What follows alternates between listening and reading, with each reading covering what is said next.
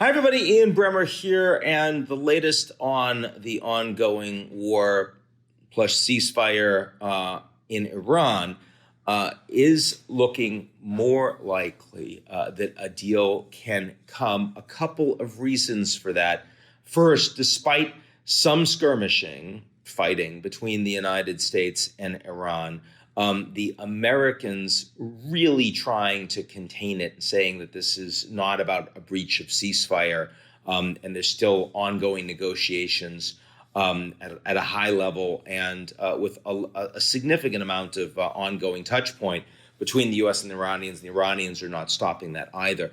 Also, Trump is showing a willingness to back down further away from his stated war goals, specifically on the nuclear file and the idea that Iran would have to give up all of its enriched uranium stockpiles. Now Trump is saying, well, maybe they'd have to give it up and it could go to another country. It doesn't have to be the U.S., could be Pakistan, could be anywhere, or maybe they could even keep it in Iran as long as it is diluted with inspectors, and so they can't use it for weapons. That could work too. In other words, these were positions that were utterly unacceptable for Trump and the U.S. side just a week ago, and now in the service of getting a deal, they're pushing for it. They're also this very unusual, very long and meandery post from President Trump talking about the need for the Abraham Accords to be expanded, and he's talking to all these leaders in the region, and they should all join, like Saudi Arabia and Qatar. And they have to join, but maybe not all of them. And I mean, why is he doing that? Well, I mean, with an understanding that he's likely to sign a deal, agree to a deal that looks like a loss to the United States. The Abraham Accords was and has been the biggest diplomatic victory that Trump has had in either administration. Certainly, I believe that at the time. President Biden said that it was a significant win when he became president, something that no one else could have done. If Trump found a way to expand on that, it would make the loss, the strategic loss of a poor agreement, sting a lot less, and he could focus on that with staying power. Unfortunately for Trump, the likelihood that the Saudis would join the Abraham Accords is close to zero, at least with the existing Israeli government and their existing policies towards Palestinians in Gaza and the West Bank. So that's not happening, but it shows a desire of Trump to expand the conversation ongoing. If it's first about opening the strait, and then you're talking over 60 more days about the nuclear file, which may or may not get extended, and the Iranians may or may not actually follow through on it.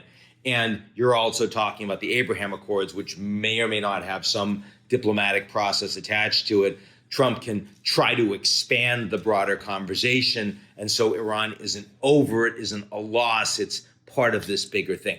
I don't think any of this is going to be effective. But the important thing is if you get the strait open, you can start to limit the economic damage to the United States, to the rest of the world, as more ships start going through, as you're repairing all the infrastructure that's been damaged in the Gulf, and as people are less worried that this war is going to restart real soon. The Iranians are clearly feeling more comfortable, too. They're also ending their shutdown of the internet for the Iranian people. Now, I mean, the bad news there is that is a level of confidence for the Islamic Republic that they are not facing an imminent threat from their own population, that they feel stable, they feel secure, they don't need to repress as much because, they feel like they're winning the war. They have a good message, despite all of the damage economically and militarily that the Americans and the Israelis have caused them. That's the bad news. The good news is it means that the Iranians are feeling more comfortable to get to yes. And so I think for the first time, certainly since the ceasefire was announced by the United States, the potential for an imminent deal looks more likely. There are still plenty of ways that this can screw up, not least because you're dealing with an Iranian leadership that is hard to actually coordinate with and talk to. and they feel like they're in a strong position. They can still hold out for more. President Trump will change his mind frequently and might again 1, 2, 3 times before we get to such a final agreement. And the Israelis responding to Hezbollah attacks. And Hezbollah certainly feels like this is a good time for them to strike Israel because it potentially undermines the U.S. negotiations with the Iranians. Israel using that to hit back. Why? Because Bibi looks like a big loser here. He's not getting the weakened Iran going forward that he wanted, the way he did after his attacks on Hamas or after Hezbollah. And that's going to make him much less popular at home with elections coming up. So the potential that Bibi would take a shot, I think, again, unlikely when Trump is telling him directly no, because the leverage is almost all with the United States if the Americans are prepared to use it. And this matters to Trump, but it is still another actor and a potential wild card. So a little more promising that the war itself has the potential to evolve into some form of at least short-term agreement on the Strait. That would be very, very welcome news after this extended economic damage that we've seen for quite some time and that will be with us for quite some time, even if the Straits reopen.